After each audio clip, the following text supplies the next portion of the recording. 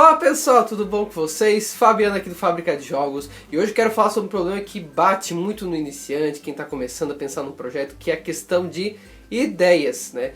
Como que eu posso fazer para ter ideias? E aí eu não vou nem falar tanto de técnicas, de processo, porque isso aí tem 500 vídeos aqui já no canal. Eu quero falar mais de estratégias para você conseguir ter o estalo e pensar assim, olha, posso pensar nisso e fazer um jogo. Então se você quer saber dessas 7 estratégias aí, então ó, já dá aquele joinha, curte, compartilha, se inscreve caso não seja inscrito, clica no sininho. Tudo ó, tá aqui embaixo, ó, fabricadejogos.net e todas as nossas redes sociais. Certo? Então fica aí, solta a vinheta e vambora.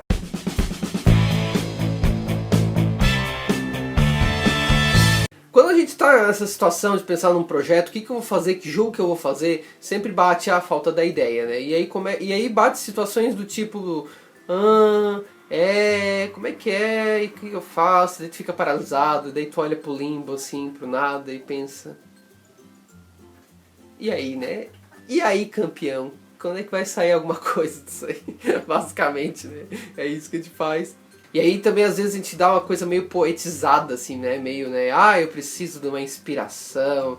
Baixe assim uma luz divina que saia um monte de ideias. E às vezes a questão é muito mais botar em prática do que ficar esperando inspiração, né? E aí a gente fica muitas vezes paralisado, não progride, não anda, porque também a gente fica ali encucado, fica ali, né? Fica. E às vezes forçar demais o negócio não vai resolver também. Né? Às vezes é deixar um pouco a mente livre e ir lá fazer outras coisas. Aí tem aquela pessoa que está tendo problema daí acredita que não, porque eu não sou uma pessoa criativa, porque criatividade é um dom, porque é um dom, que eu tenho que ter isso desde a infância. Na verdade, de criatividade todo mundo nasce criativo, tá? A questão é que a gente vai perdendo com o tempo isso aí, porque não bota em prática, não faz acontecer, né? Tudo é uma técnica, né? Então criatividade é técnica, é processo, realmente tu tem que botar em prática. Se tu não botar em prática a criatividade, ferruja. Ela vai enferrujar. E aí também tem aqueles que ficam presos, não é nem questão da criatividade, mas ele fica preso na questão do público-alvo. Porque eu não achei meu público-alvo. E aí até fala, ai meu Deus, que eu tenho que achar a persona, eu preciso da persona, né, pra definir. E às vezes não é esse o caminho, entendeu? Porque às vezes tu fica querendo detalhar demais quem é o teu jogador, e às vezes você perde a oportunidade de botar um projeto de uma vez pra fazer acontecer. Então, sabe, claro que é importante você entender características do público-alvo, ser hardcore, ser casual, idade, que vai ter algumas diferenças ali. Mas não fique perdendo a cabeça querendo descobrir todo perfeitinho como é esse cliente, que tu vai ficar travado, cara.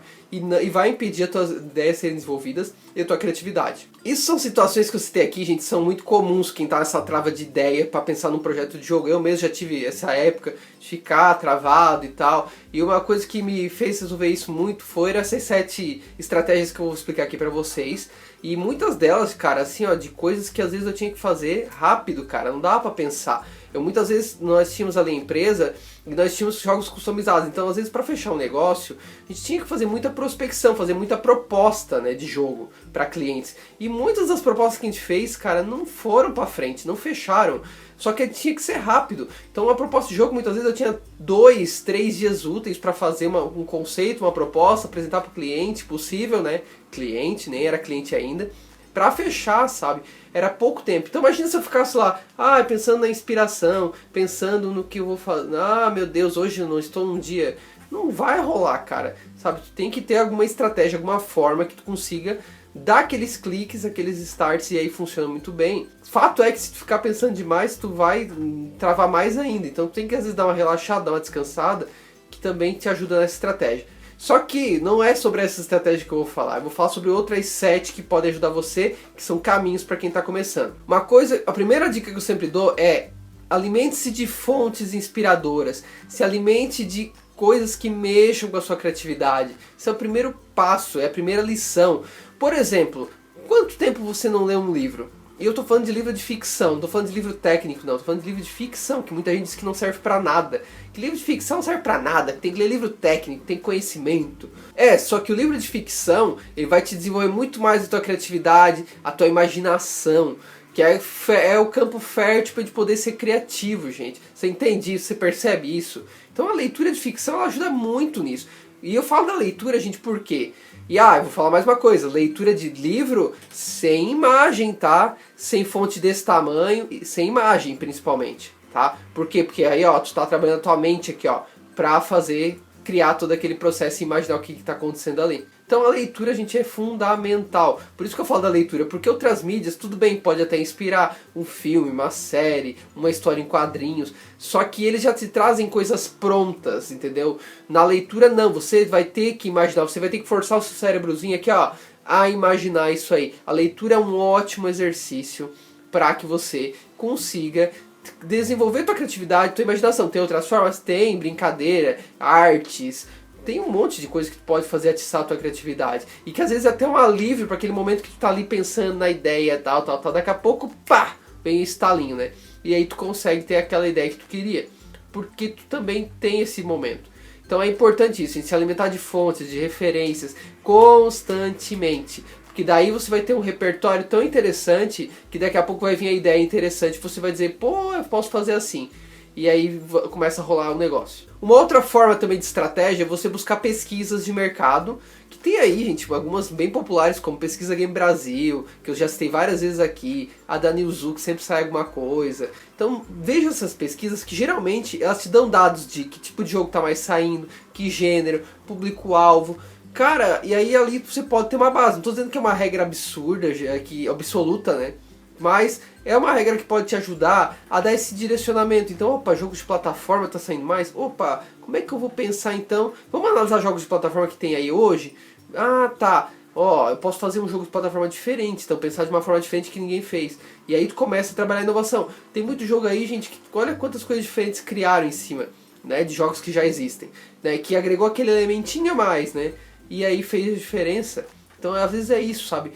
Tem as pesquisas de mercado, tu não sabe, tu nunca olhou para ver isso. Então vale a pena, às vezes, ali você tem já alguns indícios que podem te ajudar nisso. Outra alternativa que você pode também para ter ideias é buscar pessoas que têm problemas para serem resolvidos com jogos. Hoje tem essa questão dos jogos sérios, que dentro dos educativos, advergames, simuladores.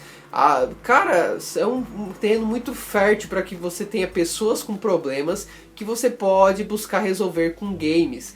Então é uma forma muito legal de você ter já uma demanda e dada aquela demanda você construir um game para poder desenvolver. Então essa questão de ter a demanda de mercado para você desenvolver é muito legal. Você pode buscar demandas. E onde é que eu busco demanda? Cara, numa empresa, vai numa escola de educação, lugares que trabalham com educação. Sempre vai ter uma demanda, eu garanto para ti que vai ter demanda. E dependendo se tu começa a visitar várias escolas, tu começa a perceber um padrão de comportamento que diz assim, pô, todas as escolas precisam da mesma coisa, então eu posso fazer uma solução de um game que atenda a todas elas. E aí você tem algo muito legal, uma ideia que você vai trabalhar dentro do seu game que já tenha mercado. Isso é muito positivo. Outra questão também muito interessante, que é uma alternativa também, uma estratégia, é buscar demandas de pesquisas para isso. Existem muitos trabalhos de pesquisa científica nas universidades que precisam às vezes de estudo de caso para isso.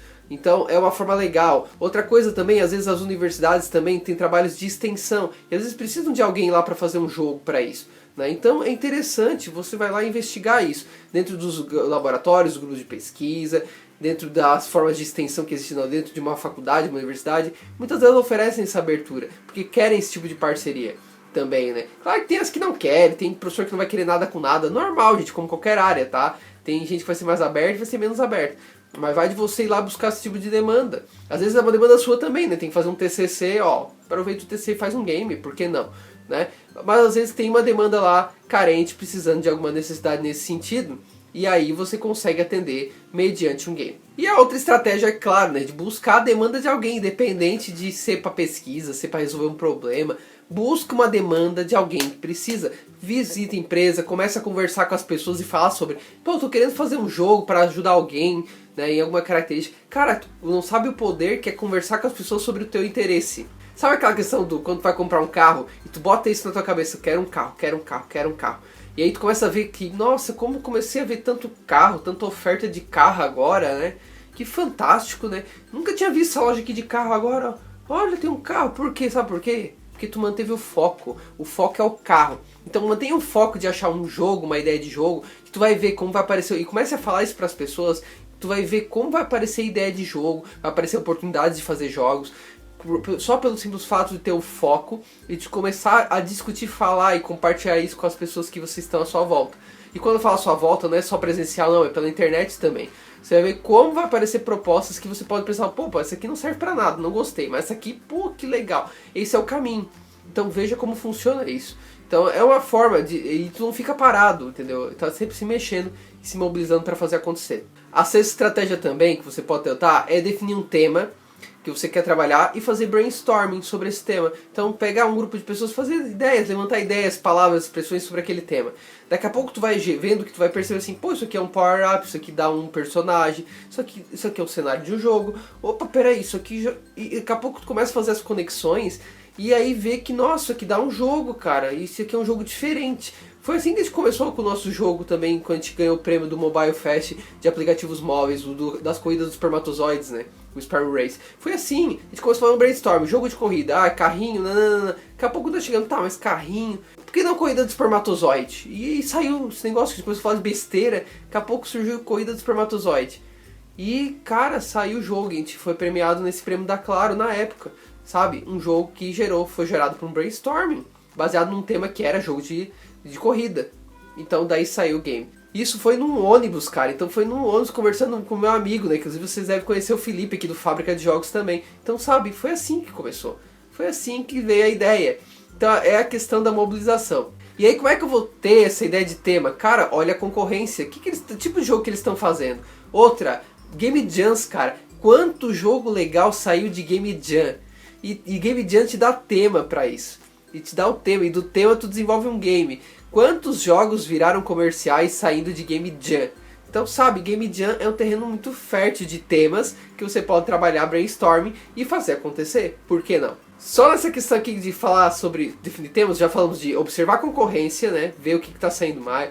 Observar padrões de jogo que pode fazer diferente, que foi o caso do Sperm Race que eu citei pra vocês. E também de Game Jam, cara. Então, olha só quantas alternativas a gente já tem só nessa estratégia que eu tô citando aqui. Então, mais uma vez, mais uma oportunidade para vocês. E a outra questão e última estratégia também, gente, é começar a observar sites de vendas.